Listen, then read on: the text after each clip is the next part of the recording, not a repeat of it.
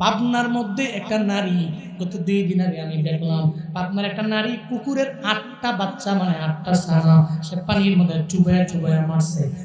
তারে সবাই মিল্লা ধইরা অভিযুক্ত এই নারীরে ধরায়া দিয়েছে পুলিশের কাছে। এখন সে গ্রেফতার হয়েছে। কিন্তু এই মহিলাটা যেই পরিমাণে অন্যায় করলো, এই কুকুরের 8টা ছানারে পানির মধ্যে চুবায়া চুবায়া মারলো। কুকুরের তো কোনো বুঝ নেই, বিড়ালের তো কোনো বুঝ নাই, এদের কোনো আকল নাই। আকল দিয়েছেন আমাদের আল্লাহ, কুকুরের দেন নাই, বিড়ালের দেন নাই, অন্য কোন প্রাণীর আমার আল্লাহ আকল দেন নাই। আল্লাহ কয় তোরে আমি আকলওয়ালা বানাইলাম, বান্দা কি অন্যায় করতে পারো, অপরাধ করতে পারো। এই যে মারছে সে তো আকল নিয়ে মারছে। আল্লাহ কই আকলটাও তো আমি আল্লাহ তুলে দিলাম, কিন্তু কুকুরের আমি আল্লাহ এমন আকল দেই নাই, একটা বিড়ালের আমি আল্লাহ এমন আকল দেই নাই। যেই আমার বোনটা এমন কাজ করলো, কি পরিমাণ অপরাধ করছে জানো রে বাবা। এই মায়ান নবী জানায়া দিছে, বুখারীর বর্ণনা, এক আল্লাহর বান্দি নারী, বেবিচারিণী নারী, অন্যায় করে অপরাধ করে জিনা করে, হঠাৎ করে একদিন রাস্তা দিয়ে হাঁটতেছে, ওই নারী তাকায়া দেখে কুপির কাছে একটা কুকুর। ওই কুকুরটা তাকায়া দেখে জিহ্বাটা বের করে, পানি তো পান করতে পারে না, কূপ থেকে পানি উঠাইতেও পারবে না, চোখ দিয়ে তাকায়া তাকায়া খালি জিহ্বাটা বের করে তৃষ্ণার্ত অবস্থায়, মুমূর্ষু অবস্থায় পৌঁছে গেল। আল্লাহর বান্দি নারী যাওয়ার পথে ওনার পায়ের মধ্যে ছিল মৌজা, ওই মৌজাটা খুইলা ওনার উড়নার মধ্যে পেঁচাইয়া ওই মৌজাটা ফেলে দিল কূপের মধ্যে। এবার পানি কূপ থেকে উঠে আইনা এবার ওই কুকুরের কয়, কুকুরে ধরো না, তোমারে আমি পানি পান করাই। আল্লাহর কাছে বড্ড পছন্দ হয়ে গেল এই বেবিচারিণী নারী। মায়ান নবী বলেন, হাদিসের বর্ণনা, এই বেবিচারিণী নারী আমার মাওলার জান্নাতে যাবে। কেন জান্নাতে যাবে? কারণ ওই মহিলা শুধু পানি খাওয়াইছে এমন না, দিলের মধ্যে একটা প্রাণীর প্রতি মায়া আছে, দিলের মধ্যে মায়া আছে। আরে কুকুরটা মনে হয় মইরা যাবে, তৃষ্ণার্ত অবস্থায় রয়েছে রে, মুমূর্ষু অবস্থায় পৌঁছে গেল, কুকুরের একটু পানি খাওয়াইলো, এই কারণে মহিলাটা চলে যাবে জান্নাতে। ও আম্মা জানেরা, আপনার মতো কত মায়েরা তো জান্নাতের পথে প্রতীক হয়ে গেল, আপনি কেন পারবেন না? আজকে থেকে নিয়ত করে নেন, কোনো প্রাণীর প্রতি আপনি অনেক নির্দয় হবেন না, সদয় হবেন, সবার সাথে আচরণ করবেন ভালো, যাতে আপনার মরণের পরে এলাকার প্রতিবেশী সব মহিলারা বলতে পারে এই মহিলার মতো ভালো মহিলা এলাকার মধ্যে কেউ ছিল না। এই বাবারা, আপনারাও কেন পারবেন না? আপনার মতো কত দামি দামি মানুষেরা এরা দুনিয়া থেকে বিদায় নিয়ে চলে গেছে, আজ পর্যন্ত মানুষেদের নাম নেই। এদের জন্য রবের দরবারে দোয়া করে, আল্লাহর দরবারে কান্না করে, আল্লাহর দরবারে বলে, আল্লাহ এদের কবর জান্নাত বানাও। এমন জীবন করিও গঠন, মরিলে হাসিবে তুমি, কাঁদিবে ভুবন। এমন জীবন গঠন করিও না যেই মরণে তুমি কাঁদবা, দুনিয়ার মানুষ তোমার জন্য হাসবে, মরণের পরে ফেসবুকের কমেন্টে লিখবে আলহামদুলিল্লাহ। এমন জীবন গঠন করিও না, বরং জীবনটারে এমন বানায় নেও, কবরের মধ্যে যাওয়ার পরে মানুষ তোমার জন্য হাত তুলে বলবে, আল্লাহ তুমি আরে মাফ করে দাও, ইন্না লিল্লাহি ওয়া ইন্না ইলাইহি রাজিউন। তার জবান দিয়ে বের হয়ে যাবে, তার কলমের গুতায় কমেন্টের মধ্যে সে লিখবে, সে টাইপ করবে, আল্লাহ তুমি তারে জান্নাতের বাগান বানাও, আল্লাহ তুমি মাফ করে দাও। এমন জীবন গঠন করব আমরা। ও মা বোনেরা, আপনারা এমন জীবন গঠন করবেন, নিজের এমন এক মুমিন বানাবে, নামাজের মাধ্যমে মুমিন হব, আমি যাকাতের মাধ্যমে মুমিন হব, আমার বাপ দাদার ধর্ম ঈমানদার ওরা, এই কারণে আমি ঈমানদার এমন না, আমার নামাজের দ্বারা আমি ঈমানদার হব, আমার যাকাত দ্বারা আমি ঈমানদার হব, আমার নেক আমলের মাধ্যমে আমি ঈমানদার হব, আমার সতীত্বের হেফাজতের মাধ্যমে ঈমানদার হব, আমার জিহ্বার হেফাজতের মাধ্যমে আমি ঈমানদার হব। কারা কারা পারবে দুইটা হাত তুলে আমার আল্লাহকে দেখা। আয় রব্বে কারীম, আয় আল্লাহ, গভীর রাত তোমার এই বান্দারা এত রাত পর্যন্ত বৈশা বয়ান শুনলো, দুইটা হাত বানাইলো। আয় রব্বে কারীম, আমার মাওলা, প্রত্যেকের তুমি মুমিনে কামেল বানায় দিও রে আল্লাহ। আয় আল্লাহ কত মা বোনেরা আমি গুনাহগারের সাথে আয় আল্লাহ নিয়ত করছে, আয় আল্লাহ নিজের একজন খাঁটি মুমিনা নারী বানাবে। আয় আল্লাহ মা বোনদেরও কবুল করে নাও, আমাদেরও কবুল করে নাও, প্রত্যেকের তুমি মুমিনে কামেল বানাও, মুখে মুখে নাও। আয় আল্লাহ কাজে পরিণত করার তৌফিক তুমি দাও। চিল্লা জুড়ে পড়ে আমিন, আরো জুড়ে আওয়াজ করে আমিন। قد أفلح المؤمنون الذين هم في صلاتهم خاشعون والذين هم عن اللغو معرضون والذين هم للزكاة فاعلون والذين هم لفروجهم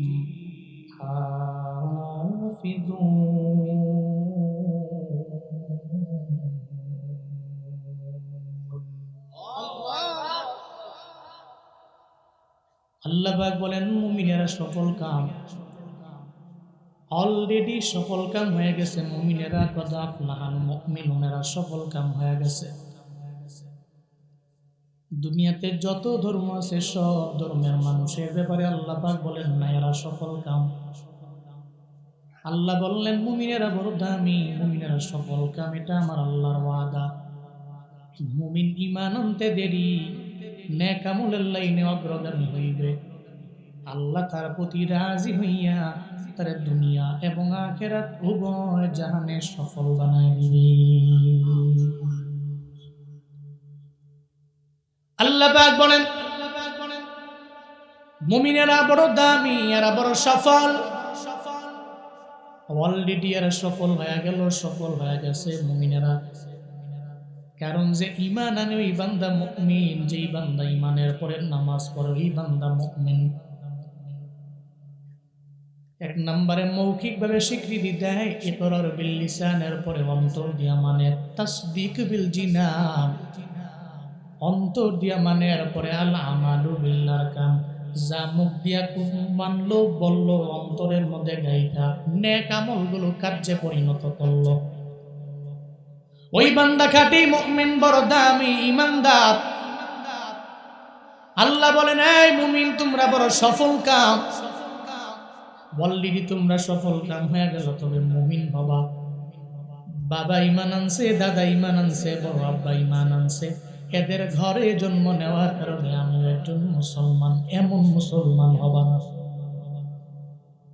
এমন মুমিন হওয়া যাবে না। এমনই ঘরে আমি জন্ম নিলাম, আমার দাদা ছিল ঈমানদার, আমার বাবা ঈমানদার, এদের ঘরে জন্ম নেওয়ার কারণে আমি ঈমানদার, এই চিন্তা নিয়ে ঈমানদার হওয়া যাবে না। ঈমানদার হওয়ার জন্য কিছু গুণ লাগবে, যেই গুণে গুণান্বিত হলে আপনি পরিপূর্ণ মুমিনে কামেল হইয়া ওই গুণের কারণে যাবেন আপনি জান্নাতে। আল্লাহ পাক বলেন মুমিনেরা সফল কাম হয়েছ, তবে তোমাদের গুণ লাগবে। এক নাম্বার গুণ আল্লাহ বলেন, 2 নাম্বার আয়াত তুমি মুখ দিয়া বললা আমার আল্লাহ এক, আমার নবী এক, আমি মানলাম। আর নবী আল্লাহর পক্ষ থেকে যা নিয়ে আসছে ঈমান আনলাম, এটা বললে হবে না, বরং এর সঙ্গে পাশাপাশি কিছু আমলের লাইনে অগ্রগামী হওয়া লাগবে। আল্লাহ এবার শুনে নাও মুমিন কারা। যারা মুমিন আল্লাহ পাক 2 নম্বর আয়াতে বলেন আল্লাযীনা হুম ফি সালাতিহিম খাশিউন। আল্লাহ বলেন যারা মুমিন নামাজের ব্যাপারে এরা সদা সর্বদা অ্যাক্টিভ। দেখবেন সমাজের মধ্যে অনেক মুরব্বী আছে, ফজরের আজান দিলে দৌড়াইয়া নামাজে যায়, আবার জোহরেও যায়, আসরেও যায়, মাগরিবেও যায়, এশাও যায়, এক ওয়াক্ত নামাজ জীবনে কোনোদিন কাজাও করে না। বহু মুরব্বী এখানে আছে, দেখবেন উনি বলে এক ওয়াক্ত নামাজ কাজা হয়ে গেলে সারা দিন লাগে, আমি ঠিক মতো খাইতেও পারি না, মনে হয় কি যেন আমার দরবার থেকে ছুটে গেল। এই জন্য মুরব্বী দেখবেন সারা দিন লাগে রবের দরবারে কান্দে, আমার আল্লাহ আমার কি হয়ে গেল, আমার নামাজ কেন ছুটে গেল। এই মুমিন তো এমন হবে এক ওয়াক্ত নামাজ জীবনেও কোনোদিন কাজা করবে না, আর যদি এক ওয়াক্ত কাজা হয়ে যায় সর্বাবস্থায় রবের দরবারে তাওবা করে কান্না কান্নাকাটি করবে। ও দয়ার আল্লাহ, আয় আল্লাহ, নামাজ আমি 5 ওয়াক্ত পড়ি, তবে আজকে 1 ওয়াক্ত মিস হয়ে গেল। আমার কাছে মনে হয় আমি নিজেকে অনেক বড় অপরাধী বানায় ফেললাম। মুমিন 1 ওয়াক্ত নামাজ ছাড়ে না, আর মুনাফিক জীবনেও নামাজের ধারে কাছেও যায় না, ঠিক কি না? মুমিন নামাজ ছাড়ে না, মুমিন বয়ান শুনে নামাজে দৌড়ায়, মুনাফিক বয়ান শুনে নামাজে যায় না।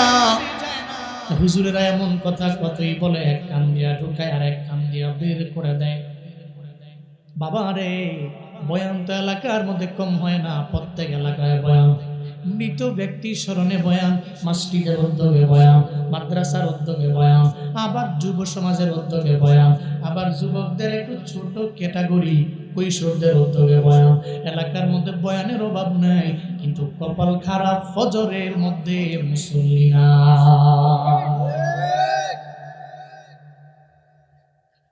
সারা দুনিয়ার সমস্ত মাহফিল যদি এক পাল্লায় দেন,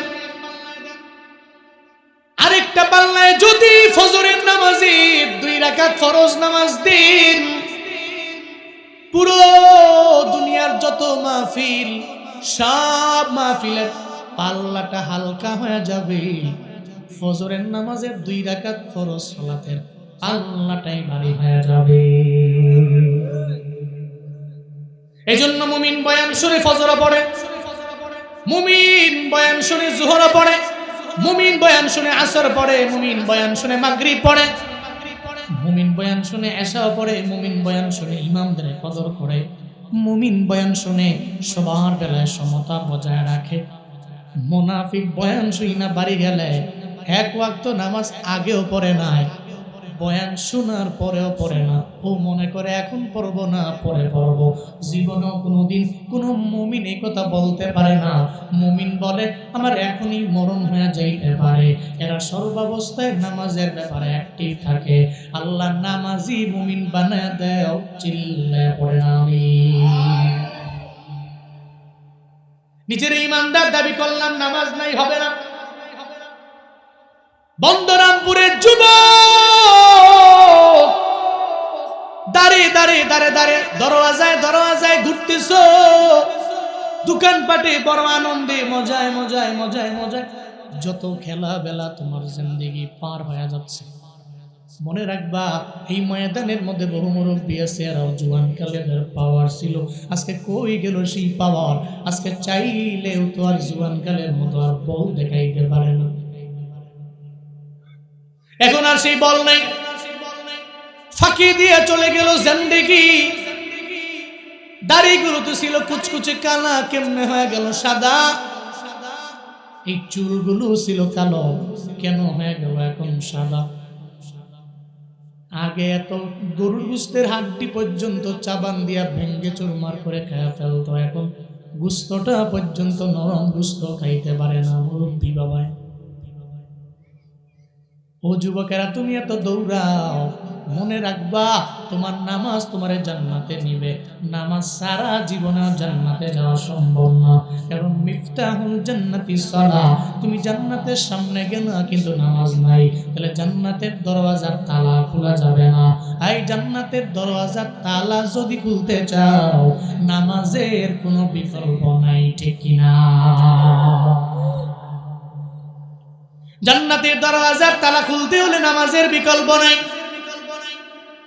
ইন্নাস সালাতা তানহা আনিল ফাহশাই ওয়াল মুনকার ওয়ালাযিকরুল্লাহি আকবার ওয়াল্লাহু ইয়ালামু মা তাসমাউন। চিল্লে জোরে করে পড়েন আল্লাহু আকবার। আরো জোরে আল্লাহু আকবার। তুমি গুনাহ করতেছো, এরপরেও নামাজ পড়ো। গুনাহ করো, নামাজ পড়ো, এরপরেও নামাজ পড়ো। তুমি অন্যায় করো, নামাজ পড়ো। কবিরা গুনাহ করছো, নামাজ পড়ো। সগীরা গুনাহ করো, এরপরেও নামাজ পড়ো। আল্লাহর কসম একবার, আল্লাহর কসম 2 বার, আল্লাহর কসম 100বার করে বলে যাইতে পারি রে বাবা। যেই বান্দা নামাজ পড়ে আবার গুনাহ করে, 1 মাস নামাজ পড়লো গুনাহ ছাড়ে না, 2 মাস নামাজ পড়লো গুনাহ ছাড়ে না, 3 মাস নামাজ পড়লো গুনাহ ছাড়ে না। আল্লাহর ওয়াদা, নামাজ তো বান্দারে গুনাহ থেকে দূরে সরায় দেয়। তুমি যদি 1 বছর লাগে নামাজ পড়ো, হঠাৎ করে একদিন দেখবা ওই নামাজ কানের মধ্যে ধরে বলবে তুই আর গুনার মধ্যে যাবি না, কারণ আমি তোরে জান্নাতের মধ্যে নিয়ে যাব। এজন্য আমার মিশন হলো, এই যুবক তুমি গুনাহ করো এরপরেও নামাজ পড়ো, তুমি অন্যায় করো এরপরেও নামাজ পড়ো, তুমি সগীরা গুনাহ করো এরপরেও নামাজ পড়ো। 1 মাস পড়ো, 2 মাস পড়ো, 3 মাস পড়ো, 1 বছর পড়ো, হঠাৎ করে একদিন দেখবা এই নামাজ তোমারে খারাপ কাজ থেকে দূরে সরায় নিয়েছে। কারণ এই ওয়াদাকার আল্লাহর কথা সত্য না মিথ্যা? যদি সত্য হয় নামাজ কন্টিনিউ করো, তোমার নামাজ তোমাকে ফাহশা আর মুনকার কাছ থেকে দূরে রাখবে, বিরত রাখবে। হয়তো একদিনে হয় না, 2 দিনে হয় না, 1 মাসে হয় না, 2 মাসে হয় না, 1 বছরে হয় না। খোদা কা কসম করে বলি, এই নামাজ তোমাকে ডে বাই ডে পড়তে পড়তে পড়তে টুডে অর টুমরো তোমাকে ফাহশা এবং মুনকার কাছ থেকে দূরে সরাবেই বেই। এত কোনো সন্দেহ হয় না। তো অনেকে মনে করে আমি গুনাহ করি, নামাজ মুখে লিখে বাদ দাও।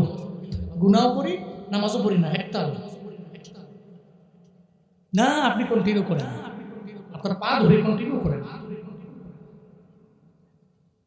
নামাজ আপনার নেক আমল থেকে অনেক দূরে নিবে না, কাছে নিবে, বদ আমল থেকে দূরে নিবে। নামাজের মাধ্যমে বান্দা নেক আমলের লাইনে অগ্রগামী হতে পারে। এজন্য মুমিনের 1 নাম্বার গুণ হলো নামাজ। এই মুমিনেরা বিপদে যখন পড়ে যায়, মুসিবতের মধ্যে পড়ে যায়, তখন তারা নামাজের মধ্যে দাঁড়াইয়া রবের দরবারে পানা চায়। পৃথিবীর বড় বড় ওলিরা, পৃথিবীর বড় বড় নেতারা, রাজারা, বাদশারা, এরা বিপদের মধ্যে পইরা গেলেই নামাজের মধ্যে দাঁড়াইতো। এরা নামাজের মধ্যে দাঁড়াইয়া আমার আল্লাহর দরবারে এরা কানেকশন লাগাইতো। আল্লাহকে বলতো, আল্লাহ আমি তোমার দরবারে কানেকশন লাগাইলাম নামাজের মাধ্যমে। আর নামাজের মাধ্যমে যদি কানেকশন লাগানো যায়, আল্লাহর সাথে যদি সম্পর্ক লাগানো যায়, যেই জায়গায় বিজয় প্রায় অনিশ্চিত হয়ে যায়, নামাজ পড়া আল্লাহর দরবারে দোয়া করার বদৌলতে ওই বিজয় ওই বান্দার জন্য সুনিশ্চিত হয়ে যায়। নামাজের মাধ্যমে এটা হয়। গজনীর সুলতান মাহমুদ গজনবী রহমাতুল্লাহ আলাইহি, অনেকে ওনার ব্যাপারে জানেন, অনেকে জানেন না। এত বড় দামি এক আদিল, আবার পাওয়ারফুল শাসক গজনীর সুলতান মাহমুদ গজনবী রহমাতুল্লাহ আলাইহি হযরত ওমর রাদিয়াল্লাহু আনহুর চলার পথে ফলো করতেন উনি। এই জন্যই তো ভারতবর্ষে 1000 খ্রিস্টাব্দ থেকে নিয়ে 27 পর্যন্ত আক্রমণ করলেন 17 বার। কয়বার? 17 বার আসলেন, আক্রমণ করলেন, চলে গেলেন। সেই সুলতান মাহমুদ গজনবী রহমাতুল্লাহ আলাইহি একজন দামি শাসক। আমার আল্লাহর ভয় অন্তরের মধ্যে নিয়ে আগায়। এই সুলতান মাহমুদ গজনবী রহমাতুল্লাহ আলাইহির সামনে একদিন এক তালিবে ইলম গিয়া দাঁড়ায় গেল। তালিবে ইলম যে কয়, ও সুলতান, আমি আপনার কাছে 5000 দিরহাম পানা। 5000 দিরহাম পানা? কেমনে তুমি আমার কাছে 5000 দিরহাম পানা? আমি বড় সুলতান, আমি বড় রাজা, তোমার মতো ছোট্ট তালেবে ইলমের দরবার থেকে আমি 5000 দিরহাম নিয়েছি, তোমারে আমি দিয়ে দিব। এটা কখনো সম্ভব হতে পারে না। প্রমাণ কি? তুমি আমারে প্রমাণ দাও। তালিবে ইলম বলে, সুলতান, আমার প্রমাণ নাই, আমার দলিল নাই, আমার প্রমাণ আমার পয়গম্বর। আল্লাহু আকবার। নবীজি তোমার প্রমাণ কেমনে? নবীজি তোমার দলিল কেমনে? তুমি আমায় বলো না। তালিবে ইলম চোখের পানি ফেলাইয়া সুলতান রে জানায় যে, সুলতান, আমি বড় গরিব, আমার টাকা নাই, আমার বাড়ি নাই, আমার মাও নাই, আমার বাবাও নাই, এই জগতে আমি বড় একা, আমার কেউ নাই, আমার মা নাই, আমার বাবা নাই। এই কথা যেই বান্দা বলে রে, তার কলিজা পর্যন্ত ফেটে যায়। আমার মা নাই, আমার বাবা নাই, এটা সন্তান জীবনও মুখ ফুটে ফুটে হাসি দিয়া বলতে পারে না। একটা ছোট্ট সন্তানের বাবা নাই, ওর দরবারে বলবেন তোমার কি বাবা নাই, দেখবেন বলতে পারবে যে আমার বাবা নাই। একটা ছোট্ট তালিবে ইলমের দরবারে যদি যা বলেন তোমার কি মা নাই, দেখবেন ও বলতে পারে না যে আমার মা নাই, চোখের পানি ফালা ফালা কান্দে আর বলে আমার মায়ের কথা মনে করাইও না, আমি মায়ের কথা শুনলে জীবনেও কোনোদিন নিজেকে আমি ধরে রাখতে পারি না। একটা মুরব্বী, 70 বছরের মুরব্বী, মা হারাইয়া চা দোকানে গিয়া চা টানে না। প্রতিবেশীরা কয় কিরে তুমি চা পান কেন করো না? কয় আমার মায়ের কথা মনে পড়ে গেছে, এই জন্য যতই যাই বলো আমি আর জীবনেও কোনোদিন এখানে বৈশা চা পান করতে পারবো না। চোখের পানি ফেলে কান্না করতে করতে মুরব্বিটাও বাড়ি যায়। কেন রে জানোনি? কারণ মায়ের জন্য সন্তানেরা বড় দুর্বল, মায়ের জন্য সন্তানেরা বড় দুর্বল। মা যদি মইরা যায় হারে হারে সন্তানটা পরিপূর্ণ টের পায়। এই জন্যই তো নবীজি মায়ের ব্যাপারে বললেন 3 বার, বাবার ব্যাপারে বললেন 1 বার। সাহাবী নবীর দরবারে যাইয়া আমার নবীরে বলতে লাগলেন পয়গম্বর মান্না হাক্কু বিহুসনি সাহাবাতি, আমার পক্ষ থেকে সৎ আচরণ পাওয়ার অধিক হকদারকে? ক্বালা উম্মুকা, নবী বললেন তোমার মা। এরপরে আবার বললেন ক্বালা সুম্মা মান, এরপর কে? নবী বললেন ক্বালা উম্মুকা। এরপরে আবার বললেন ক্বালা সুম্মা মা। এরপর কে? নবী বললেন ক্বালা উম্মুকা। 3 নম্বরে বললেন তোমার মা। এরপরে 4 নম্বরে আবার যখন সাহাবী নবীরে বলেন নবী এরপর কে? এরপরে নবী বললেন ক্বালা আবুকা। 4 নম্বরে তোমার বাবা। তাহলে মায়ের কথা বললেন কয়বার? বাবার কথা কয়বার? আল্লাহ পাক মায়ের অন্তরে এমন এক রাডার ফিট করে দিয়েছেন, সন্তান কখন কি করে কই যায় সব মা বলতে পারে। আল্লাহ মায়ের অন্তরের মধ্যে এমন একটা জিনিস আমার আল্লাহ পাক ফিট করে দিলেন, এই মা বুঝতে পারে। ছোট্ট সন্তানটা নিয়ে মা বাবা দুইজনই ঘুমায় রইল। হঠাৎ করে বাচ্চাটা কান্না করে। বাবা কয় বিবি কেন আমার সন্তান কান্না করে? কয় কান্না করে সে মনে হয় প্রস্রাব হইয়া কাঁথাটা ভিজা ফেলছে, ভেজার মধ্যে শুয়ে আছে জন্য কান্না। সঙ্গে সঙ্গে মা ভেজা কাঁথাটা সরাইয়া একটা শুকনা কাঁথা ওই সন্তানের নিচে দিয়া দেয়, কান্না বন্ধ হয়ে যায়। আবার হঠাৎ করে আবার কান্নার আওয়াজ। বাবা বলে বিবিরে এখন কিসের কান্নার আওয়াজ? এখন কান্নার আওয়াজ কেন জানেননি? ও খাবারের জন্য কান্না করে। এরপরে যখন ওরে খাবার খাওয়ায় হঠাৎ করে এরপরে আবার কান্না বন্ধ হয়ে গেল। একটু পরে আবার চোখের পানি ফেলে ফেলে সন্তানটা ওয়া ওয়া করে চিল্লায়। এরপরে আবার বাবায় কয় ও বিবি আমার এবার সে কান্দে কেন? আমায় বলো না। এখন কান্না করে সে ঘুমের কান্না, তারে ঘুম পাড়ানো লাগবে। এরপরে মা ঘুম পাড়ায় দেয়।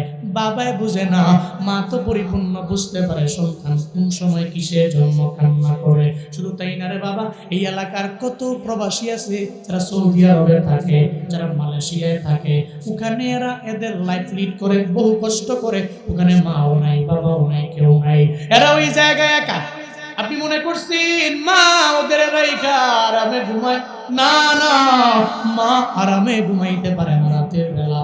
মা যখন ঘুমায় যায় হঠাৎ করে দেখবেন রাত 12টা বাজে মা লাফ দিয়ে ঘুম থেকে জেগে গেছে। স্বামী বলে এই বিবি আমার তুমি এত রাতের বেলা কেন ঘুম থেকে জাগলা?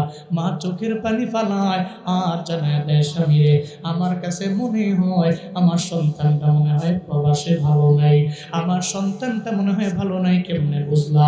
আমি মা, মার মন তো এমন মন, মা বুঝতে পারে। সন্তান যদি একটা জায়গায় অ্যাক্সিডেন্ট করে মা বুঝতে পারে। সন্তান যদি বড় বিপদে পড়ে যায় মা বুঝে যায়। সন্তান বড় মুসিবতের মধ্যে যখন পড়ে যায় তখনই তো মা বুঝে যায়। স্বামী ধমক দিয়া কয় তুমি মনে হয় সারাদিন লাগে সন্তানটারে নিয়ে কল্পনা জল্পনা করো, এই কারণে রাতের বেলা তুমি স্বপ্ন দেখলা। মা কয় না গো, আমি স্বপ্ন দেখলে এটা পরিপূর্ণ বাস্তবে রূপ নিয়ে নেয়। এটা বলার পরে স্বামীও ঘুমায় যায়, বিবি আর ঘুমায় না। একটা পর্যায়ে ফজরের সময় সন্তানের মোবাইল থেকে যখন বাবার ফোনের মধ্যে টেলিফোন আসে, বাবায় ফোনটাকে রিসিভ কইরা এবার সন্তানের জিগায় তুমি ভালো আছো কিনা, রাতের বেলা কোনো সমস্যা হয়েছে কিনা তোমার মা আমারে বলছে।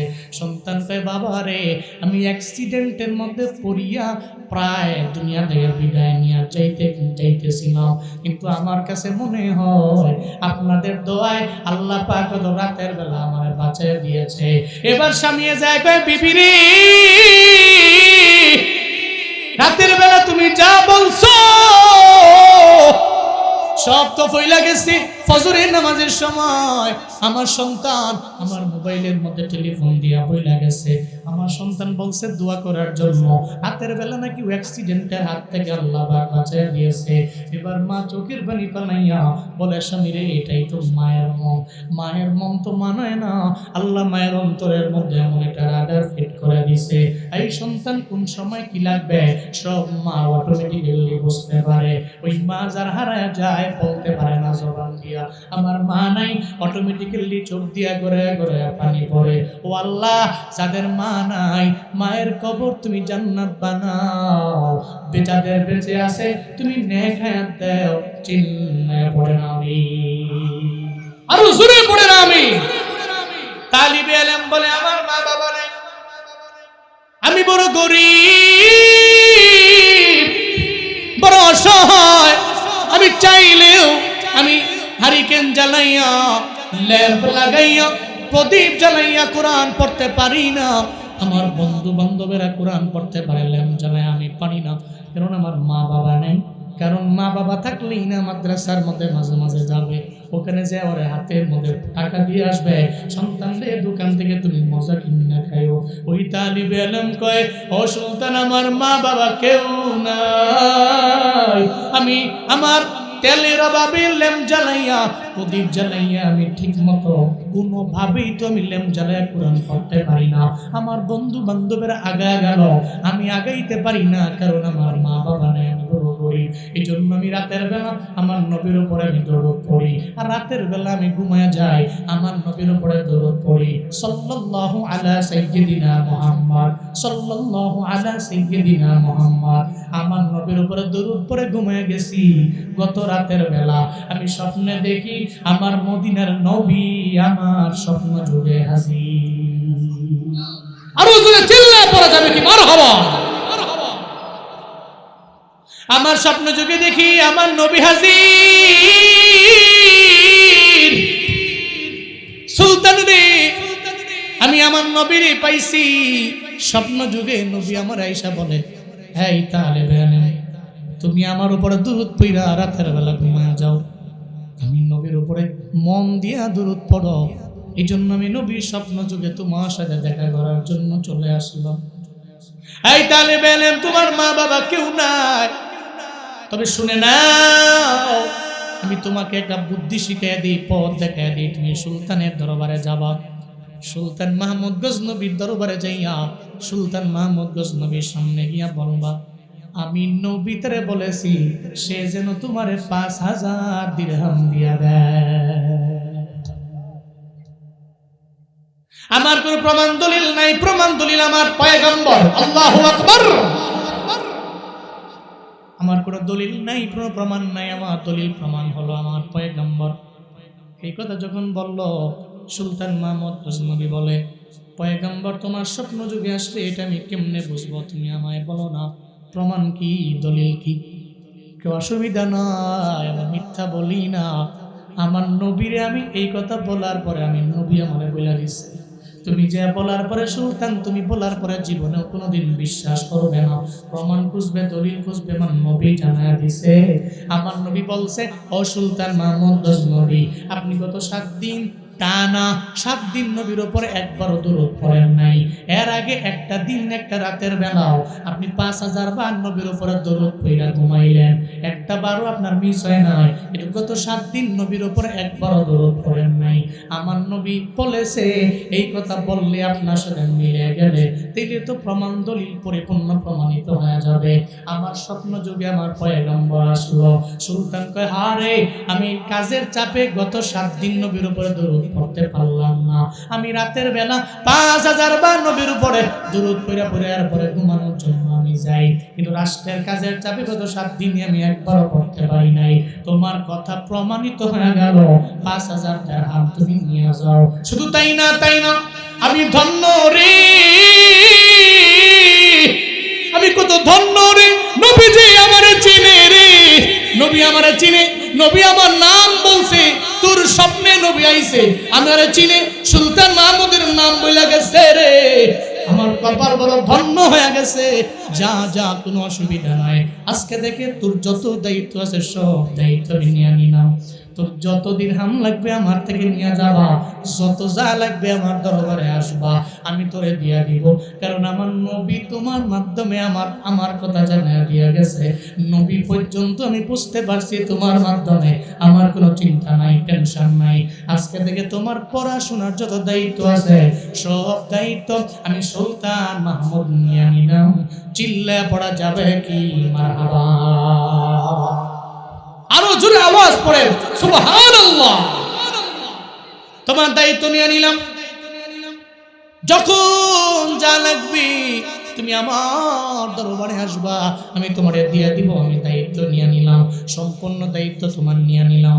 এই কথা বলল সুলতান মাহমুদ গজনবী রহমাতুল্লাহ আলাইহি। উনি সেই সুলতান, আমার নবীর উপরে দুরূদ পড়ে রাতের বেলা 5000 বার কইরা। আমরা পড়ি কয়বার? হ্যাঁ, এত ব্যস্ত আমরা। সুলতান মাহমুদ ওই গজনির শাসক হইয়া উনি 5000 বার করে নবীর উপর দুরূদ পড়ে রাতের বেলা ঘুমানোর আগে। আমরা এত ব্যস্ত, একবারও নবীর উপরে সারা দিন দুরূদ পড়তে পারি নাই। নবীর নাম বলতেছে একদিক দিয়া, নবীজি বলছে আমার নাম শুনছো তো দুরূদ পড়ো, কিন্তু কই পড়ি? আমি তো কিপটামি করি, আমি তো বকিলামি করি। নবীর নাম চলতেছে, আমি দুরূদ পড়তে পারতেছি না। অথচ নবী বলছেন নাম শুই না, নাম শুই না, আমার নাম শুই না দরুদ পড়ে নাই। জিবরাইল নবীর কয় নবী নাম শুই না যারা দরুদ পড়ে না তারা ধ্বংস হয়ে যায়। নবী মিম্বারে দাঁড়ায় বলছে আমিন। এর মানে নবীর কি পরিমাণ ডাগান্বিত হয়, নবীর নাম শুনলা তুই দরুদ পড়বে না। সুলতান মাহমুদ গজনবী রাহমাতুল্লাহ আলাইহি এত দামি শাসক। উনি একদিন আবুল হাসান খেরকানি রাহমাতুল্লাহ আলাইহি, ওলিয়ে কামেল, ওলিয়ে কামেল দ্যাট মিন্স পূর্ণ বন্ধু কার? পরিপূর্ণ বন্ধু কার? আলা ইন্না আউলিয়া আল্লাহি লা খাউফুন আলাইহিম ওয়া লা হুম ইয়াহজানুন।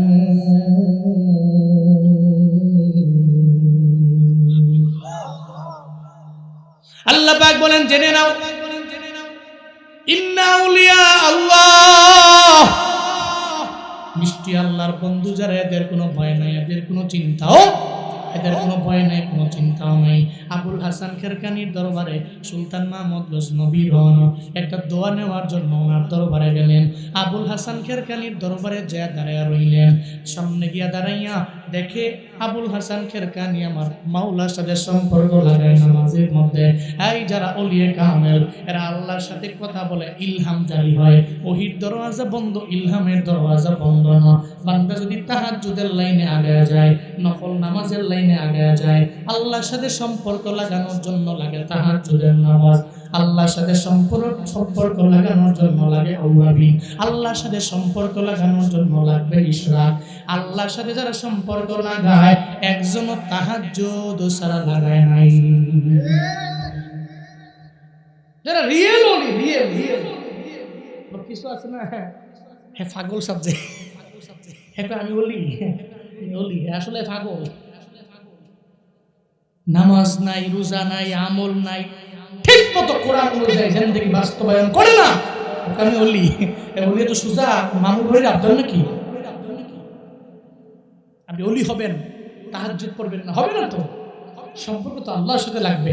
আর এই তাহাজ্জুদের মাধ্যমেই তো আপনার মাকাম অনেক বৃদ্ধি পাবে। বৃদ্ধি করে দিবেন কে? وَمِنَ اللَّيْلِ فَتَهَجَّدْ بِهِ نَافِلَةً لَكَ عَسَى أَن يَبْعَثَكَ رَبُّكَ مَقَامًا مَحْمُودًا। চিল্লায় পড়েন আল্লাহু আকবার। আল্লাহ পাক বলেন রাতের মাঝে এমন এক নামাজ, তাহাজ্জুদের নামাজ আমি আল্লাহ রাখলাম। ওই তাহাজ্জুদের নামাজের মধ্যে তুমি দাঁড়াও। তুমি যদি দাঁড়াইতে পারো, আল্লাহ পাক রব্বুল আলামিন কি করবে তোমারে? আসা আইয়াবা আতাকা রব্বু মাকামাম মাহমুদা।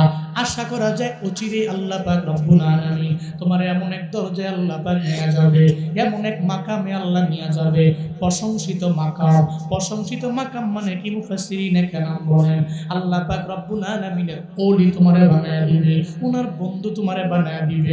এমন একটা মাকামের মধ্যে তুমি যা পৌঁছে যাবা, সিজদার মধ্যে গিয়েও কথা বলতে পারবা আল্লাহর সঙ্গে।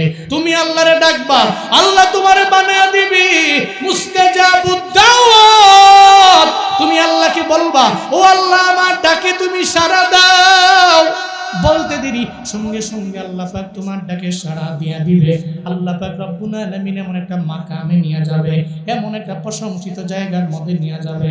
আবুল হাসান খেরকানি রাহমাতুল্লাহি আলাইহি, আবুল হাসান খেরকানি উনি সিজদার মধ্যে পড়ে রইলেন। এই সম্পর্ক লাগায় কার সঙ্গে? কার সঙ্গে? আল্লাহর সাথে সম্পর্ক লাগাইতে লাগলেন। সুলতান মাহমুদ গজনবী ওখানে গিয়া দাঁড়ায় রইল। খাদেমেরে কয়, খাদেম আমি সুলতান মাহমুদ গজনবী। খাদেম লাভ দিওস, খাইছে এত বড় শাসক সুলতান মাহমুদ গজনবী আসছে। খাদেম লাভ দিওস। সুলতান মাহমুদ কয়, ডরায় না, ভয় পেও না, আমি এখানে যুদ্ধ বিগ্রহ করতে আসিনি তো, আমি আবুল হাসান খেরকানির কাছে দোয়া নেওয়ার জন্য আসছি। সুবহানাল্লাহ পড়বেন না? উনি তো রবের কাছে হয়েছে, তো রবের কাছে যারা এরা দোয়া করলে আল্লাহ কবুল করে নেয়। আপনি আজই সার্চ করেন গুগলে গিয়ে আবুল হাসান খেরকানি, ওনার পুরো হিস্টোরি গুগলে আছে। আবুল হাসান খেরকানি ওলিয়ে কামেল, উনি নামাজে সিজদায় খাদেম হুজুরের নামাজ শেষ হইলে আমি একটু হুজুরের সাথে কথা বলতে চাই। খাদেম বলল, নামাজ শেষ হোক। যখন উনি সালাম ফিরাইলেন, সঙ্গে সঙ্গে আবুল হাসান খেরকানি রে খাদেম ডাক দেখ, হুজুর সুলতান মাহমুদ গজনবী আপনার সাথে মুলাকাতের জন্য বসে আছে। এই দুনিয়ার কীট আমার কাছে কেন? দুনিয়ার বড় শাসক জালালি মেজাজের তো সম্পর্ক তো আল্লাহর সঙ্গে বাতরিটা লাগায় উঠছে। তো মেজাজ তো জালালি, এরা তো দুনিয়ার টাকাওয়ালা, দুনিয়ার ধনীওয়ালা, দুনিয়ার বড় শাসক। এদেরকে গণনা করার টাইম এদের নাই। এরা বহু ত্যাগ স্বীকার করে সম্পর্ক লাগে আল্লাহর সঙ্গে। এদের চিন্তা দুনিয়ার নেতার সঙ্গে নয়, চিন্তা আল্লাহর সঙ্গে। কারণ জানে আল্লাহকে বন্ধু বানাইতে পারলে লা খাউফুন আলাইহিম, এদের কোনো ভয় নাই, ওয়ালা হুম ইয়াহজানুন, এদের কোনো চিন্তাও নাই। পরে আল্লাহু আকবার। আবুল হাসান খেরকানি রাহমাতুল্লাহি আলাইহি উনি খাদেমকে কয়, কেন আইছে? বিদায় করো। হুজুর আপনার দরবারে উনি কেন আইছে? দোয়া নেওয়ার জন্য আইছে। দুনিয়ার কোনো কথা বলবে না, বরং দোয়া নেওয়ার জন্য আইছে। আসতে বলো। দোয়া দেওয়ার জন্য আমি আসতে দিতে পারি, পারমিশন দিয়া দিলাম। সঙ্গে সঙ্গে সুলতান মাহমুদ আবুল হাসান খেরকানির সামনে আইসা দাঁড়ায় গেলেন, পয়সা গেলেন আবুল হাসান খেরকানির সামনে। হুজুর আপনি বড় ওলি কামেল, আল্লাহর সাথে আপনার রিলেশন, আল্লাহর সঙ্গে আপনার তাআল্লুক, আল্লাহর সাথে যারা সম্পর্ক লাগায় এরা নাকি রবের বললে আমার মাওলা ফিরে দেয় না, আল্লাহ নাকি ফিরে দেয় না। এই কারণে আমি আপনার দরবারে আসলাম। ওই কোন উদ্দেশ্য নিয়ে আমার দরবারে আসলাম? ওই আমার একটা উদ্দেশ্য, হুজুর সোমনাথ মন্দির, ভারতবর্ষের সোমনাথ মন্দির, এই সোমনাথ মন্দিরটা আমি চাই এটা মুসলমানদের কাছে চলে আসুক। কেন জানেননি? কারণ এরা সব দাবি করে মদিনাওয়ালা নবী বাইতুল্লাহর মধ্যে যে 360টা মূর্তি ছিল, ওই মূর্তিগুলো তো আমার নবী ভেঙে চুরমার করে দিয়েছে, ওখান থেকে পরিপূর্ণ বাইতুল্লাহকে মূর্তি মুক্ত করেছে আমার পয়গম্বর। সুন্নাত মন্দিরের লোকেরা এরা সবাই এই দাবি করে ওখানে নাকি ওই বাইতুল্লাহর কিছু মূর্তির অংশ নাকি সুন্নাত মন্দিরে আছে। আমার নবী যেটা চায় না, আমিও জীবনে কোনোদিন এটা চাইতে পারি না। এই সুন্নাত মন্দির আমার লাগবে, ওখানে আমি মন্দির মুক্ত করব। আমার নবী যেই মূর্তির জন্য ভাঙতে যাই, আমার নবী এত পরিশ্রম করলো, এটা দুনিয়ার মধ্যে বাকি থাকতে পারে না। তবে আমার সৈন্য সংখ্যা বড় দুর্বল, আমি চাইলেও পারবো না, আমার সৈন্য সংখ্যা দুর্বল। আল্লাহর কাছে একটু দোয়া করে দিবেন, আল্লাহ যাতে তার কুদরতি খাজানা থেকে আমার সাহায্য করে দেয়। চিল্লায় পড়া যাবে কি সুবহানাল্লাহ। বদরের সাহাবী 313 জন, কাফিরদের সংখ্যা হাজারের উপরে, এরপরেও 313 জনের সঙ্গে হাজারের উপরে লোকেরাও পারে না। কেন পারে না? চিল্লায় বলেন না। এই সাহস, এই উদ্দীপনা, এই শক্তি কে দিয়েছেন? আরো জোরে বলেন, কে দিয়েছে? আল্লাহ যখন শক্তি দেয়, দুনিয়ার কোন শক্তি ধরে না, তার সাথে পেরে ওঠে না, ঠিক কিনা? সুলতান মাহমুদ গজনবী বলেন, হুজুর আমার কোনো শক্তি নাই, সংখ্যা নেই, সংখ্যা বড় দুর্বল, আমি চাইলেও তো এই সংখ্যাগুলো নিয়ে আমি সুন্নাত মন্দিরটাকে আমার হাতে আনতে পারবো না, আমি বিজয় চিনে আনতে পারবো না।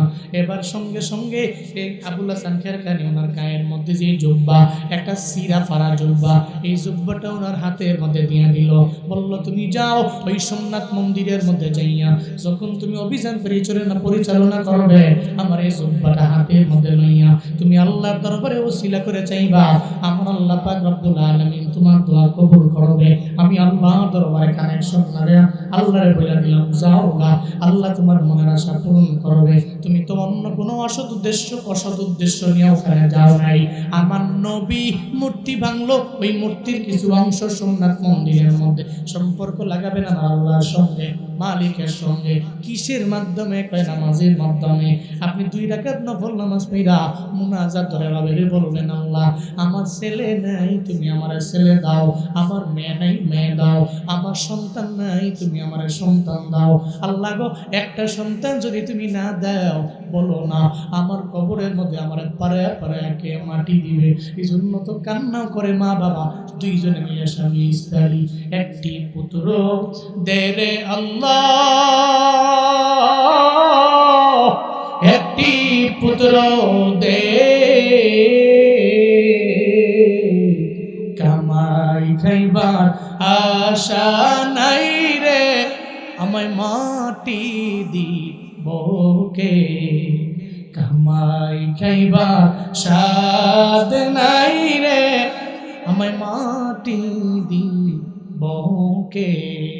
স্বামীয়া বিবি আমিরা কান্না করে আল্লাহর দরবারে কান্না, ও আল্লাহ তুমি আমারে কেন ছেলে দাও না, কেন তুমি আমারে মেয়ে দাও না? চোখের পানি পালায় কান্না করে। আমল শিখায় দিয়া যাই, নামাজের কোনো বিকল্প নাই। আপনি 2 রাকাত নফল নামাজ পড়েন, আল্লাহ বলেন আল্লাহ আমার ছেলে নাই, তুমি দাও। মুনাজাত ধরে নবীর উপরে দুরূদ পড়ে ইস্তিগফার করে আল্লাহর দরবারে বলেন, ও আল্লাহ আমি ঋণগ্রস্ত, তুমি আমারে ঋণ মুক্ত বানায় দাও। আপনি 2 রাকাত নফল নামাজ পড়েন, এরপরে মুনাজাত করে বলেন, আল্লাহ আল্লাহ গো, আমার তো চলার পথে বড় বিপদ আর মুসিবত অভাব নেই। ও আল্লাহ নফল নামাজের মাধ্যমে তুমি আমার বিপদ থেকে উত্তরণের পথ বের করে দাও। আল্লাহর দরবারে যদি বলা যায় নামাজের মাধ্যমে, আল্লাহর দরবারে যদি বলা যায় নফল নামাজের পরে দোয়ার মাধ্যমে, বলতে দেরি হয়ে যাবে। বান্দা নামাজ পড়ে খুলুসিয়াত অন্তরের মধ্যে নিয়ে আল্লাহকে ডাকবে, ডাকতে দেরি হয়ে যাবে, আমার আল্লাহ তার ডাকে সাড়া দিতে দেরি করবে না। সুলতান মাহমুদ নামাজে দাঁড়ায় গেলেন, নফল নামাজের সিজদায় যাইয়া আল্লাহরে বলে, ও আল্লাহ আল্লাহ গো, আমার আমি জানি আমি বড় দুর্বল, আমার শূন্য সংখ্যাও নাই। ও আল্লাহ আমি পারবো না এদের সঙ্গে, আমার কোনো অ্যাবিলিটি নেই, আমি চাইলেও পারবো না। আল্লাহ তুমি ছাড়া আমার সাহায্যকারী কেউ নাই। একটা পর্যায়ে উনি দোয়া করতে লাগলেন রবের দরবারে, ও আল্লাহ আবুল হাসান খেরকানি তোমার একজন ওলি, তুমি যদি আরে ভালোবাসো, ওনার জুব্বাটা দইরা ওসিলা করলাম, তুমি আমারে পরিপূর্ণ আজকে জয়যুক্ত বানায় দিও। আল্লাহর দরবারে নফল নামাজেও বলে, আবার জুব্বায় দইরা ওসিলা নিয়া আল্লাহর দরবারে বলে, আল্লাহ কবুল করে নেয়। সোমনাথ মন্দিরটা বিজয় হয়ে যায়, সব ওনার সৈন্যবাহিনীরা সোমনাথ মন্দিরটা নিজের হাতে আইনা ওখানে পতাকা উড়াইয়া সবাই তাবুর মধ্যে এসে কয়, সুলতান আর কান্না করা লাগবে না, আর নামাজের মধ্যে দাঁড়াইয়া আল্লাহকে আর বলা লাগবে না। এখন শুকর আদায় করেন, সিজদার মধ্যে যায় মুনাজাত কইরা আল্লাহরে বলেন, আল্লাহ আমার নামাজের মাধ্যমে সোমনাথ মন্দির বিজয় হয়ে গেল, এই অলির দোয়ার মাধ্যমে সোমনাথ মন্দিরের বিজয় হয়ে গেল, আমি সোমনাথ মন্দিরটা আমার হাতের মধ্যে হয়ে গেল। আল্লাহর দরবারে মুনাজাত করে বলে, আল্লাহ আমার কোনো পুঁজি নাই, আয় আল্লাহ আমার কোনো অ্যাবিলিটি নাই, আমার কোনো কোনো সামর্থ্য নাই, আমার সৈন্যবাহিনী ছিল দুর্বল। একজন ওলিয়ে কামেলের দরবার থেকে আমি তার সেরাবার একটা জুব্বা নিয়ে আইলাম, আর এই জুব্বার মধ্যে হাত লাগাইয়া তোমার দরবারে আমি আবদার জানাইলাম, আল্লাহ গো তুমি কবুল করে নিলাম। আমি জানি নামাজের মাধ্যমে তুমি আমার বিজয় দিয়া দিবা, দোয়ার মাধ্যমে তুমি আমার বিজয় দিয়া দিবা। এই বন্দরামপুরের মুসলমানেরা, তিতাসের মুসলমানেরা, এর মানে মুমিনের জীবনে নামাজের কোনো বিকল্প নাই। আপনি নামাজ ছাড়া জীবনেও কোনোদিন বিপদ থেকে বাঁচতে পারবেন না, মুসিবত থেকে বাঁচতে পারবেন না।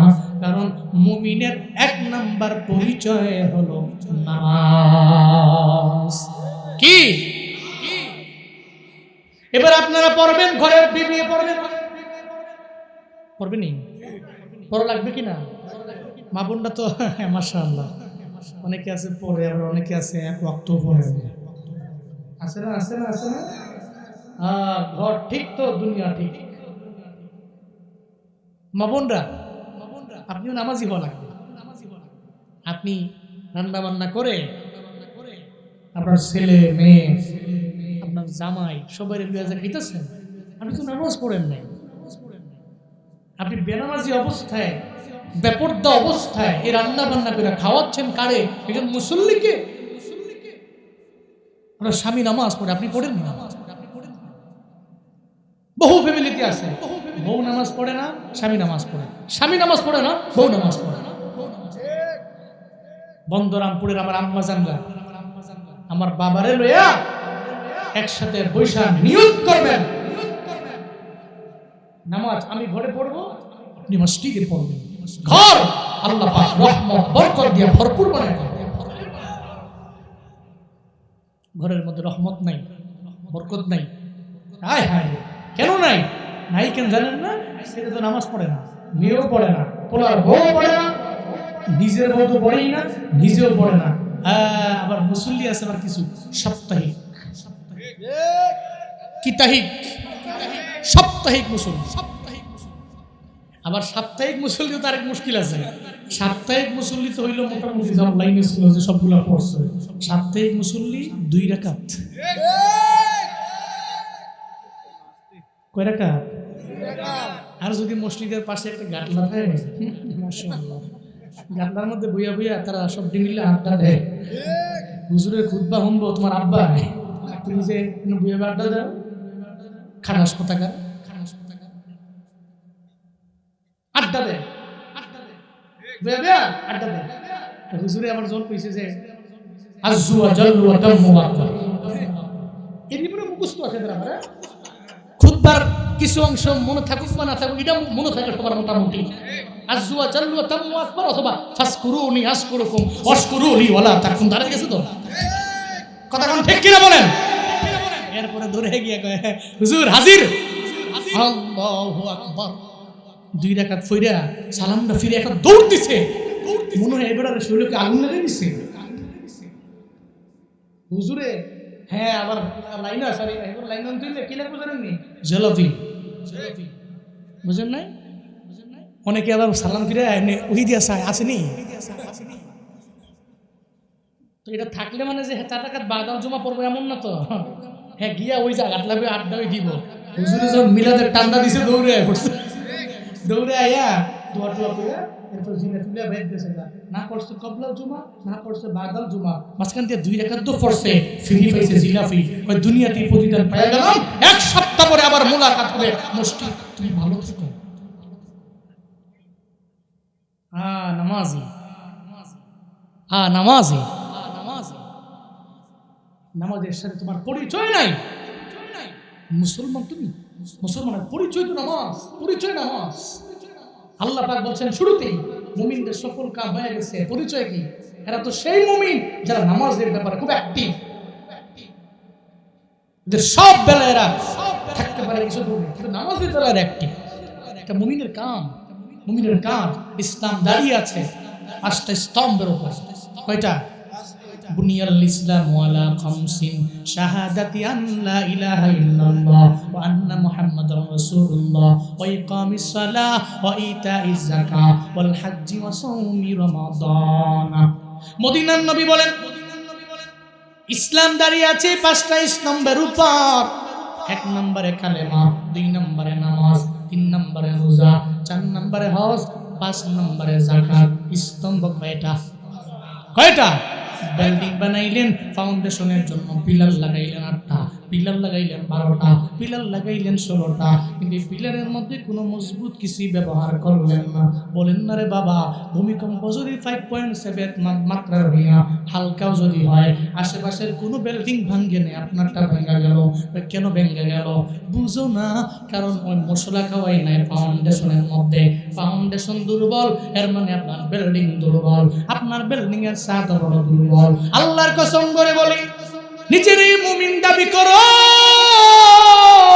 বন্দরামপুরের মানুষেরা, তোমার ভিত মজবুত করার জন্য, তুমি ইসলামের মধ্যে টিকে থাকার জন্য নামাজের কায়েম করা লাগবে, 2 নম্বরে যাকাত দেওয়া লাগবে, 3 নম্বরে রোজা রাখা লাগবে, 4 নম্বরে হজ যদি ফরজ হয় হজে দৌড়ে যাওয়া লাগবে, ফরজ হওয়ার সঙ্গে সঙ্গেই দৌড় দাও বাইতুল্লাহ গিয়ে আমার আল্লাহর সাথে মোলাকাত, আমার আল্লাহর সাথে সাক্ষাতের জন্য বাইতুল্লাহর দিকে তুমি অগ্রগামী হয়ে যাও। যদি এগুলা মজবুত রাখা যায়, তাহলে জীবনেও কোনোদিন তোমার ঈমান ভাঙবে না। বিল্ডিং যেমন মজবুত হইলে ভাঙ্গে না, তোমার স্তম্ভ মজবুত হইলে কালেমা একটা নাস্তিকে বারবার তোমার বইলাও ছুটাইতে পারবে না, ঠিক কিনা? আউল ফাউল লোকে তোমারে বললি তুমি ঈমান ছাড়বা না, কারণ তুমি তো খাঁটি মুসলমান। তোমার ভিত মজবুত, তোমার পিলার মজবুত, তোমার 5টা স্তম্ভ মজবুত। তুমি রমজান এলে রাখো না রোজা, দিন কি করো আঘাত, পয়সা কড়ির নেই তো অভাব, দাও না তো যাকাত। তুমি ইমানদারির বড়াই করো, নেই তোমার ঈমান, ইমানদারির বড়াই করো, নেই তোমার ঈমান। তুমি কেমন মুসলমান, তুমি কেমন মুসলমান, কেমন মুসলমান, তুমি কেমন মুসলমান। নামাজের সাথে নাই পরিচয়, মানো না কোরআন, নামাজের সাথে নাই পরিচয়, মানো না কোরআন। তুমি কেমন মুসলমান, তুমি কেমন মুসলমান, কেমন মুসলমান, তুমি কেমন মুসলমান। তুমি সুদের টাকায় প্রাসাদ করো, ঘুষ ছাড়ো না, দিন দুঃখী না খেয়ে মরে খবর রাখো না। আসছে না নাই? তুমি সুদের টাকায় প্রাসাদ করো, ঘুষ ছাড়ো না, দিন দুঃখী না খেয়ে মরে খবর রাখো না। তুমি ঘুষ খেয়ে বিচার করো সাজিয়া প্রধান, ঘুষ খেয়ে বিচার করো সাজিয়া প্রধান। তুমি কেমন মুসলমান, তুমি কেমন মুসলমান, কেমন মুসলমান, তুমি। আপনারা বলেন, দেখা যায় মাশাআল্লাহ। কেমন মুসলমান তুমি, কেমন মুসলমান, কেমন মুসলমান তুমি। তুমি নবীর উম্মত দাবি করো, সুন্নাহ মানো না, নবীর অপমানে তোমার হৃদয় কাঁদে না। তুমি নবীর উম্মত দাবি করো, সুন্নাহ মানো না, নবীর অপমানে তোমার হৃদয় কাঁদে না। তুমি বিজাতীয় সংস্কৃতিতে সপেছো পরাণ, বিজাতীয় সংস্কৃতিতে সপেছো পরাণ। তুমি কেমন মুসলমান, তুমি কেমন, কেমন মুসলমান, তুমি কেমন মুসলমান, কেমন মুসলমান, তুমি কেমন মুসলমান। নামাজের সাথে নাই পরিচয়, মানো না কোরআন, নামাজের সাথে নাই পরিচয়, মানো না কোরআন। তুমি কেমন মুসলমান, তুমি কেমন মুসলমান, কেমন মুসলমান, তুমি কেমন মুসলমান। ঠিক না? মুসলমান তুমি, পরিচয় তো নামাজ, পরিচয় কি? মুসলমান তুমি, পরিচয় রমজানের রোজা। মুসলমান তুমি, পরিচয় তোমার সুদ মুক্ত আর্ন। মুসলমান তুমি, তোমার পরিচয় ঘোষ মুক্ত ইনকাম। মুসলমান তুমি, তোমার পরিচয় নবীর আদর্শের মালা। এটা পরিচয় তোমার। আমরা আমাদের পরিচয় ভুলে গেছি। আমরা আমাদের পরিচয় থেকে দূরে সরে আসছি, এই কারণে তো কপালের শান্তি নেই, সুকুন নাই, ঘরে নাই রহমত, নাই বরকত, সব উঠে গেছে। কারণ আমরা তো আমাদের নিজ পরিচয় থেকে দূরে সরে আসছি, লাইনচ্যুত হয়ে গেছে। আল্লাহ ইহদিনাস সিরাতাল মুস্তাকিম, আপনি আমাদের সহজ সরল সঠিক পথে প্রদর্শন করুন। চিল্লায়ে পড়েন আমিন। তাহলে মুমিনের এক নাম্বার পরিচয় কি জানো? আমরা কারা কারা মুমিন হতে চাই? নারে তাকবীর, আল্লাহু আকবার, নারে তাকবীর, আল্লাহু আকবার, হক্কানি উলামা জিন্দাবাদ জিন্দাবাদ, জিন্দাবাদ জিন্দাবাদ, হক্কানি উলামা, নারে তাকবীর, আল্লাহু আকবার। আল্লাহ এই তাকবীরগুলো কবুল করেন। নিজের মুমিন বানাবেন। মুমিন বানাতে হলে কি লাগবে জানো? নোট করেন, ব্রেইনে আজকে থেকে নিয়ত করেন। হ্যাঁ, সহি নিয়ত। বহুত তো নিয়ত করছেন, এখন কন্টিনিউ করেন। বলে নিয়ত করছি করার মতো ইনশাআল্লাহ যা আছে জীবন নামাজ পড়বো ইনশাআল্লাহ। ইনশাআল্লাহ আল্লাহ তৌফিক দান করেন, আল্লাহ তৌফিক দান করেন। আল্লাহ তাওবা করছি আবার ভাঙছি, তাওবা করছি আবার ভাঙছি, আবার করছি আবার ভাঙছি, এবার মজবুত হয়ে করছি, ওয়াদা করছি বন্দরামপুরের মাহফিলে আমি মুমিন, আমি নামাজ পড়ব। আমি আপনারা বলছি কিন্তু আপনি গুনাহ করতেছেন, নামাজ পড়েন। আপনি অন্যায় করছেন, নামাজ পড়েন। আপনি খারাপ কাজ করছেন, নামাজ পড়েন। 1 মাস পড়েন, 2 মাস পড়েন, 3 মাস পড়েন, 1 বছর পড়েন। আল্লাহর কসম একদিন নামাজ আপনার কান ধরে বলবে, কিরে চুরি করো বাদ দাও, দুর্নীতি করো বাদ দাও, অন্যায় করো বাদ দাও, অপরাধ করো বাদ দাও, তুমি মানুষের হক মেরে খাও না বাদ দাও, এটা অন্যায়। তুমি সুদি লেনদেন করো না বাদ দাও, এটা অন্যায়। আমি নামাজ তোমাকে বারণ করছি, যাও। কান ধরে আপনারা সরাইয়া দিবে। খুদা কা কসম এই নামাজ আপনারা 1 বছর পরে হলেও মানে খারাপ কাজ থেকে দূরে সরাবে, কারণ এই ওয়াদাটা কার?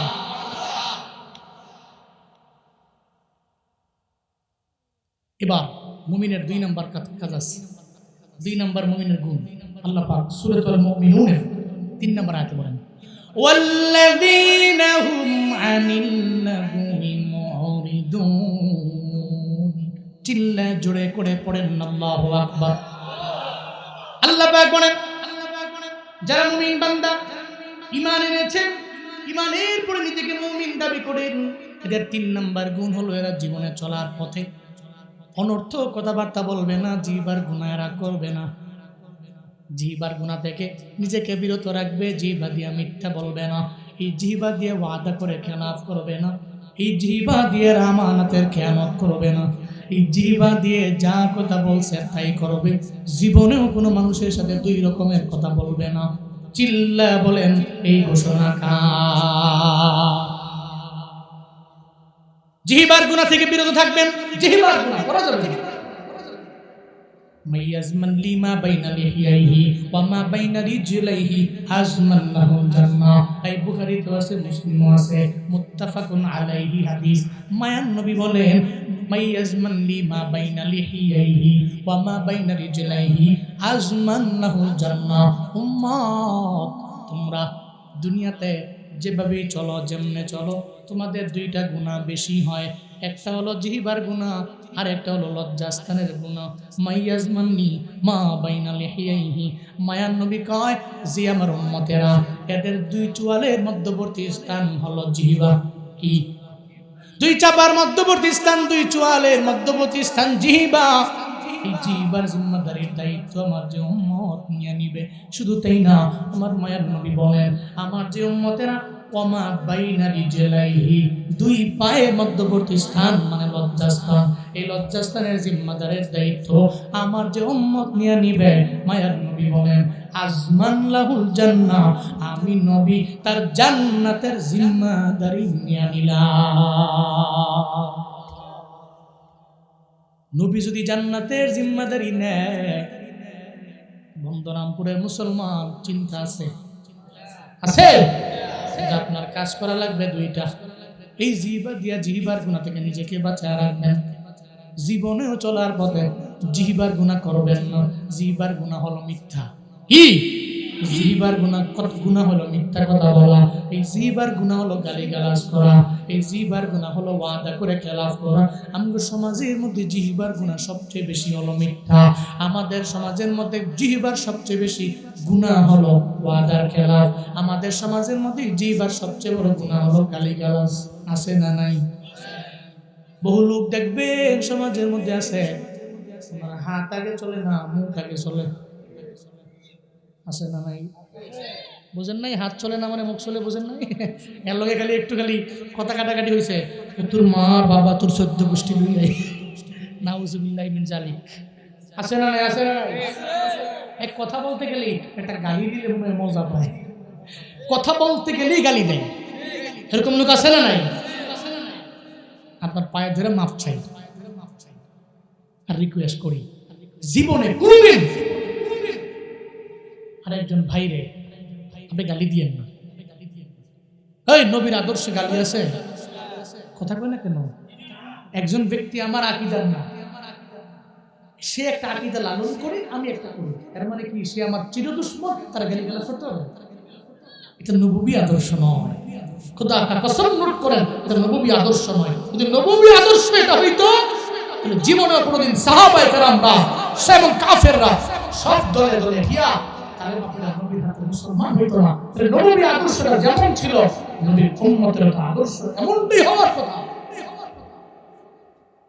একবার বুঝে না, দুইবার বুঝান, দুইবার বুঝে না, চারবার বুঝান, চারবার বুঝে না, ছয়বার বুঝান, ছয়বার বুঝে না, 10 বার বুঝান, 10 বার বুঝে না, 20 বার বুঝান, এরপরও গালি দিয়েন না, পা ধরে গালি দিয়েন না।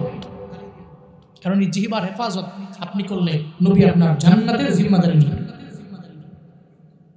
আর মুমিনের কাজটা কি? আল্লাযীনা হুম আনিল লাগwi মুরিদুন, এরা তো জীবনে অনর্থক কথাবার্তা বলে সময় নষ্ট করে না, সময় নষ্ট করে না। আল্লাযীনা হুম আনিল লাগwi মুরিদুন। এরপরে মুমিনের 3 নাম্বার গুণ, ওয়াল্লাযীনা হুম লিয-যাকাতি ফাঈলুন। আল্লাহ পাক বলেন যারা মুমিন হয়, এই মুমিনদের 3 নাম্বার গুণ হলো আল্লাযীনা হুম লিয-যাকাতি ফাঈলুন। যাকাত হলো জয় গেলে তারা যাকাত দিয়ে দেয়, কৃপণতা করে না, বকিলামি করে না। যাকাত দেওয়াটাকে নিজের জন্য শ্রেয় মনে করে, নিজের জন্য উপকার মনে করে। মনে রাখবেন যাকাত দিলে কমে না, যাকাত দিলে বাড়ে। যাকাত দিলে কমে না, আল্লাহ সম্পদের মধ্যে বরকত বাড়ায় দেয়। এই সম্পদ দেওয়ার মালিক আমার আল্লাহ, আবার কেড়ে নিতে পারে আমার আল্লাহ। যাকাত দিলে কমে না, বরং আমার আল্লাহ বাড়ায় দেয়। কিন্তু ধনী রমজান মাস আসলে দেখবেন যাকাত দেয়, এমন যাকাত দেয়, কয় লুঙ্গিওয়ালা আমার এমন একটা লুঙ্গি দাও, যেই লুঙ্গি, এমন লুঙ্গি, পাতলা লুঙ্গি যত কম দামে দাও। আছে না নাই? নাম ফুটানো লাগবে, আমার নাম ফুটাবো পুরো এলাকার মধ্যে। যে জায়গায় আমার টাকা দিয়ে দেওয়া যাবে 200, আমি দিব 400, সবাই আমার নাম সামনের পাশে লাগাবে, বিশিষ্ট দানবীর উসমান শাহ।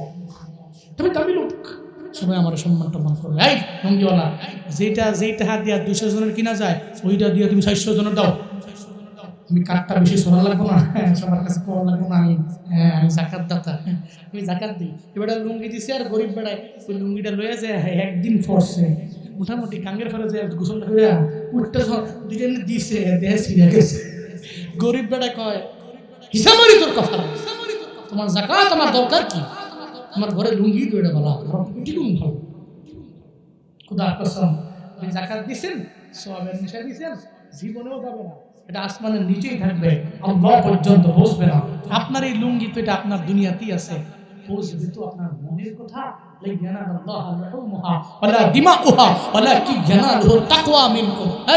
আপনার গুস্ত, রক্ত, আপনার লুঙ্গি, আপনার যাকাতের টাকা কোনো কিছু তো আল্লাহ নেয় না। কি যায়? বলা কি ইয়ানালুহু তাকওয়া মিনকুম, আল্লাহর কাছে যায় তোমাদের মধ্যকার তাকওয়া। তুমি কতটুকু তাকওয়া অবলম্বন করে দান করেছো, কতটুকু তাকওয়া অবলম্বন করে যাকাত দিয়েছো, কতটুকু তাকওয়া অবলম্বন করে তুমি মানুষকে হেল্প করেছো, সাহায্য করেছো, সহযোগিতা করেছো। এই তাকওয়া আল্লাহর দরবারে যায়। আল্লাহর দরবারে তাকওয়া ছাড়া মূলত কিচ্ছু যায় না। এটা কে বলেছেন? কে বলেছেন? ধনীরা যাকাত দিবেন, যাকাত দিবেন, এভাবে দিবেন, প্রতিদান কে দিবেন, এই চিন্তা করে যাকাত। আল্লাযীনা হুম লিযাকাতি ফাইলুন, মুমিনের 3 নাম্বার গুণ এরা যাকাত দেয়। 4 নাম্বার ওয়াল্লাযীনা হুম লিফুরুজিহিম হাফিজুন। চিল্লা পড়েন আল্লাহু আকবার। আল্লাহ বলেন যারা মুমিন, ওয়াল্লাযীনা হুম লিফুরুজিহিম হাফিজুন, এরা এদের লজ্জাস্থানের হেফাজত করে, লজ্জাস্থানের গুনাহ করে না। এর আগেই তো বললাম, এই লজ্জাস্থানের হেফাজত যদি করতে পারে না, জিবার হেফাজত, আজমাল্লাহুল জান্নাহ, নবী আপনার জান্নাতের জিম্মাদারি নিয়ে নিল। লজ্জাস্থানের গুনাহ, যত ধরনের গুনাহ আছে এই সব গুনাহ থেকে নিজেরে বাঁচায় রাখবেন। আপনি লজ্জাস্থানের মাধ্যমে কোনো গুনাহ করবেন না, আপনার সতীত্বের হেফাজত করবেন। ও আম্মা জানেরা, আপনাদের সতীত্বের হেফাজত করা আপনার জন্য দায়িত্ব। এটা স্বামীর হক, জীবনেও কোনো দিনই হক আপনি নষ্ট করতে পারেন না, আপনি করতে পারবেন না। ও আম্মা জানেরা, আজকে থেকে নিয়ত করেন গো মা, দুনিয়াতে কত নারীরা এরা দামি হয়ে গেল নিজের সতীত্বের হেফাজত করার মাধ্যমে, কিছু নেক আমলের কারণে এরা দুনিয়াতে বড় দামি হয়ে গেল। এই পাবনার মধ্যে একটা নারী, গত 2 দিন আগে আমি দেখলাম, পাবনার একটা নারী কুকুরের 8টা বাচ্চা মানে 8টা ছানা সে পানির মধ্যে চুবায়া চুবায়া মারছে। তারে সবাই মিল্লা ধইরা অভিযুক্ত এই নারীরে ধরায়া দিয়েছে পুলিশের কাছে। এখন সে গ্রেফতার হয়েছে। কিন্তু এই মহিলাটা যেই পরিমাণে অন্যায় করলো, এই কুকুরের 8টা ছানারে পানির মধ্যে চুবায়া চুবায়া মারলো।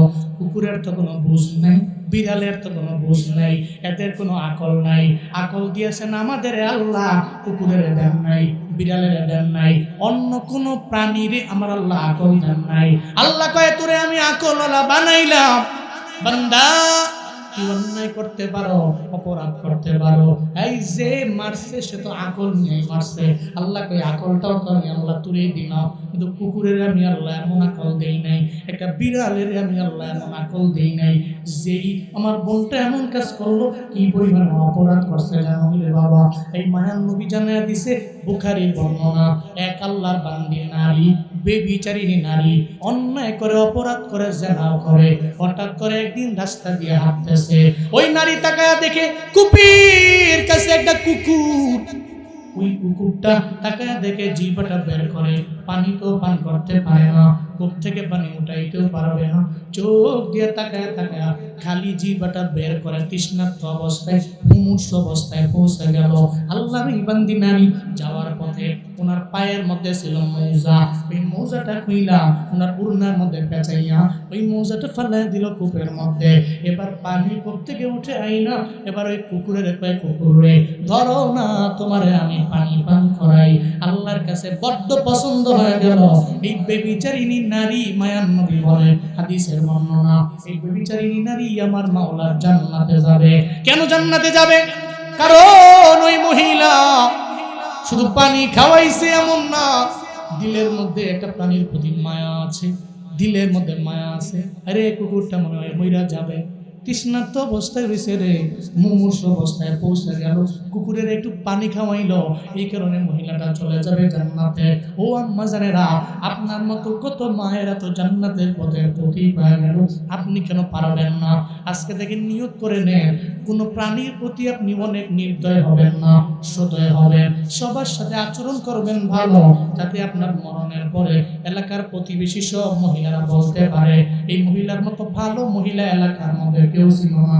এই বাবারা, আপনারাও কেন পারবেন না? আপনার মতো কত দামি দামি মানুষেরা এরা দুনিয়া থেকে বিদায় নিয়ে চলে গেছে, আজ পর্যন্ত মানুষেদের নাম নেই। এদের জন্য রবের দরবারে দোয়া করে, আল্লাহর দরবারে কান্না করে, আল্লাহর দরবারে বলে, আল্লাহ এদের কবর জান্নাত বানাও।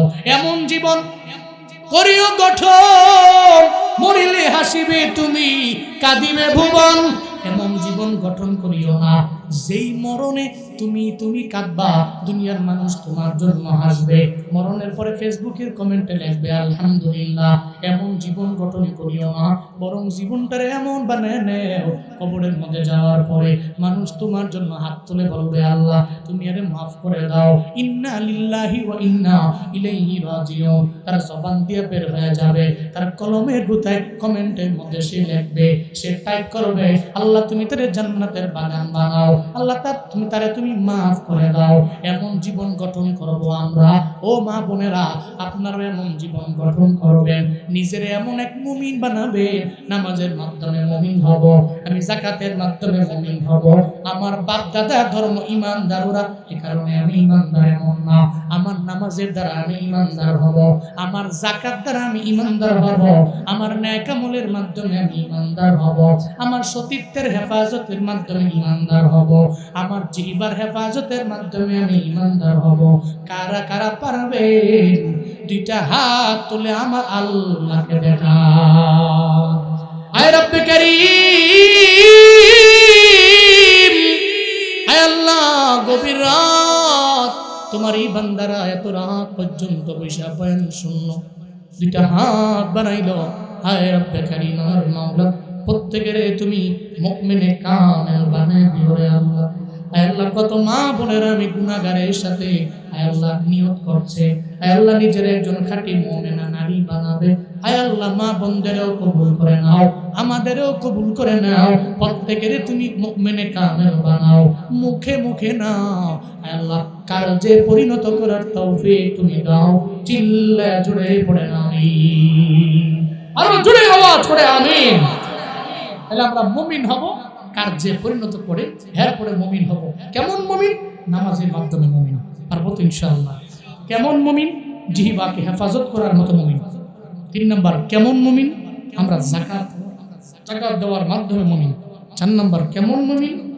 নিজের সতীত্ব, নিজের চরিত্র ভালো করার মাধ্যমে মুমিন, সতীত্বের হেফাজত করার মাধ্যমে মুমিন। আমার মা বোনেরা মুমিনা হবেন। কেমন মুমিনা? আপনি মুমিনা হবেন মুসল্লিয়া মুমিনা, আপনি নামাজি মুমিনা নারী হবেন। মা বোনেরা মুমিনা হবেন, যাকাত ফরজ যাকাত দিবেন। মা বোনেরা আপনি মুমিনা নারী হবেন, জিহ্বার হেফাজত করবেন। আমার আম্মারা তো জিহ্বার গুনাহ বেশি করে, তাই না? আজেরা বইয়া খেলে কাম নাই, 4-5 জন এক লোক হইলি আরেকজনের ঘর সংসারে কেমন আগুন লাগা লাগবো, এবিডি বইয়া বইয়া খালি এইটা লেগে খালি নাচে আর খালি বিভিন্ন কথাবার্তা। আর এত পেঁচ লাগাইছে। ভালা সংসার, স্বামী স্ত্রীর দাম্পত্য জীবন সুকুমার, এবিডির কোনো খাইয়া কাম নাই। আবার সমাজের মধ্যে মার্কা মারা, কি মারা খাইছে। এবিডি যার লোকে যে একটু কথাবার্তা কইছে, নিশ্চিত কোনো ফেসের কথা ছাড়া কোনো ভালো কথা কইছে না। স্বামী স্ত্রীর দাম্পত্য জীবন কি সুখের? নিজে পেসপুস লাগাই দিয়া দিছে, একটা উলট ফালট লাগাই আগুন লাগাই দিছে, চিরজীবন লাগাই স্বামী আর প্রেমী কান্না করছে। আল্লাহ, এই মহিলার কারণে আমার সংসার ভেঙে গেছে। আপনি কি অভিনয় করেছেন? আপনি কল্পনা করতে পারছেন? আমার মা বোন, আপনি কল্পনা করতে পারছেন আপনি কত বড় অন্যায় করেছেন? একটা সুন্দর সংসার আপনি ভেঙে চুরমার করে দিয়েছেন। করছেন কি আপনি? আমি মা বোনদেরকে বলবো, আপনারা জিহ্বার গুনাহ বেশি করেন। 100% সত্য, সন্দেহ নাই। নবীজি কইছে, নবীজি মেরাজে গিয়া দেখে অধিকাংশ নারী জাহান্নামে। কি কারণে? এতে দুইটা দোষ আছে এদের। কয়টা? অতাকসুরনাল লাআনা, অতাকফুরনাল আশীরা। এই দুইটা দোষ, এই দুইটা দোষই জিহ্বার দোষ। কি এর দোষ? কথা কয় না, কি এর দোষ? রাগ করতেছেন আমরা নাকি? নান্দরা তো খুশি হওয়ার কথা। আমি বাবুদের কথা সেমন করে করি না। হ্যাঁ, মা বোনটা আবার আমার লাগে কঠিন ডাকব। এই হুজুর কঠিন দাওয়াত দিয়ে আনছি রে, দুরা হুজুর বাপরে বহু বড় বড় কথা কয়। চাইল নিও, আগে বছর মাফি করে চাইল নিও, আবার টেহা নিও। হুজুর দাও দিতা, দিকে দিতার না, খালি আমার গাড়ি লেগে গেছে। না, মা বোনটা গাড়ি লাই না। আমি চাই আপনারা মুক্তি পেয়ে, নাজাত পেয়ে জান্নাতের পথে দৌড়ান।